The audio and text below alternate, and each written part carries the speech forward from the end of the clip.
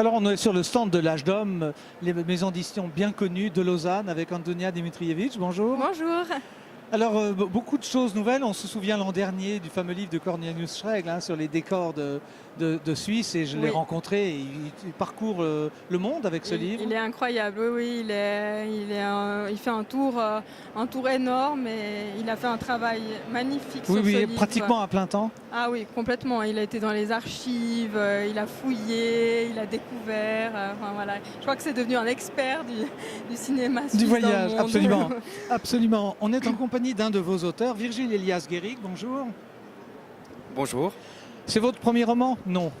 C'est le second roman. C'est le second roman. Qui êtes-vous? Avec peut-être un visage, auteur contemporain, c'est rassurant parce que vous êtes là. Parlez-nous de ce livre-là, peut-être un visage.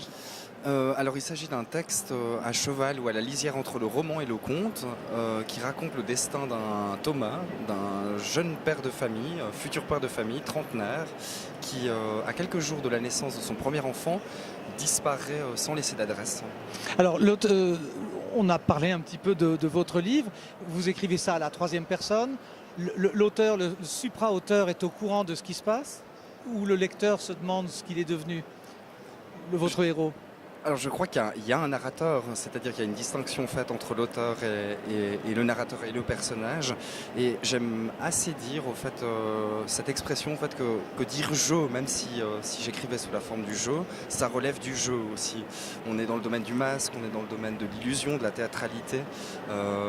Les questions intéressantes sont peut-être pas à ce niveau-là.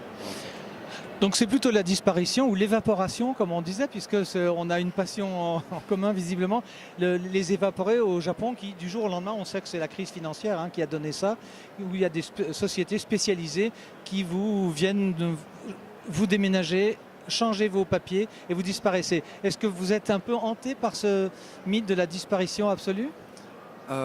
Sans dévoiler la fin. Je trouve que la disparition est intéressante en tant que telle parce qu'elle est un trou d'une certaine manière où l'imaginaire peut s'immerger. Mais c'est ceux qui restent qui connaissent les affres de la disparition, c'est pas celui qui disparaît normalement. Normalement pas, ouais. C'est vrai que finalement le curseur est déplacé. Oui. On est bien d'accord. Oui. Votre univers habituel, c'est cela ? La disparition, vous voulez dire ou... Non, mais cet univers un peu fantasmagorique où il se passe des choses pas forcément naturelles, même si on sait qu'il y a beaucoup de gens qui disparaissent. Corps et bien. J'attache un intérêt à l'étrangeté, peut-être, je pense. On va demander à Antonia, est-ce que Virgile Elias est conforme, j'imagine qu'il est dans votre maison d'édition, est-ce qu'il est conforme à une certaine ligne éditoriale que vous vous êtes fixée ? Alors moi, je ne me rends pas vraiment compte de notre ligne éditoriale, mais on me dit de l'extérieur qu'elle est assez forte et assez prononcée, de par en fait nos affinités littéraires à mon équipe et à moi. Mais prononcée comment alors ? Je pense qu'un certain style d'écriture, peut-être pas...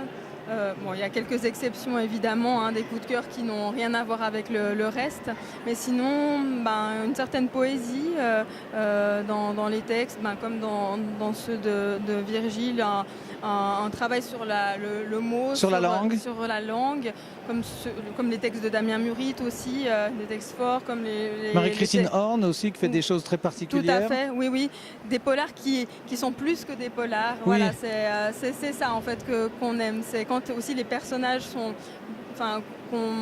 que les personnages ont vraiment une âme, qu'on les ressente, qu'il y a une certaine psychologie aussi, enfin voilà, c'est un tout.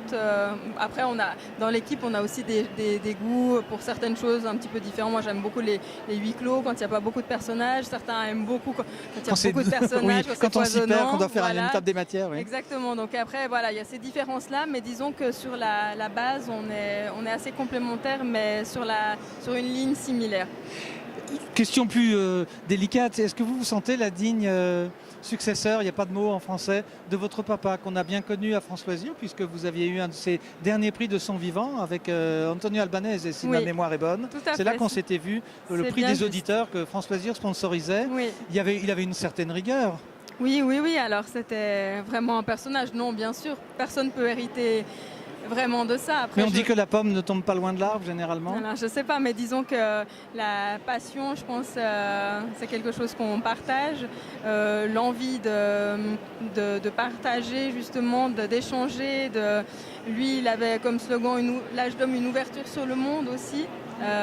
Avec un dessin qu'il avait fait avec un passeur, et puis c'est vraiment l'envie de transmettre quelque chose, et je pense que ça on partage, et après moi j'ai repris avec mes goûts, avec ma personnalité, voilà, qui est différente, mais Oui, et puis vous avec êtes une toujours la femme, même ce qui change passion. aussi, avec toujours la même passion. Voilà. On va demander également à Virgile Elias, votre roman précédent également chez l'âge d'homme. Je n'ai aucune infidélité à l'âge d'homme, au fait. C'est ma 5e publication. Ah, c'est bien.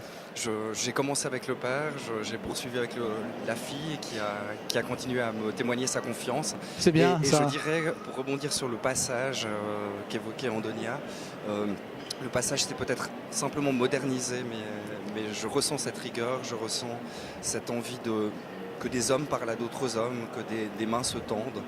Et c'est ce que je retiendrai du travail éditorial de l'âge d'homme également. Une dernière question, votre univers de travail, vous vivez de la littérature, vous avez comme tous les bons écrivains suisses un bon vrai métier pour assurer l'ordinaire, comme Quelle on dit. question.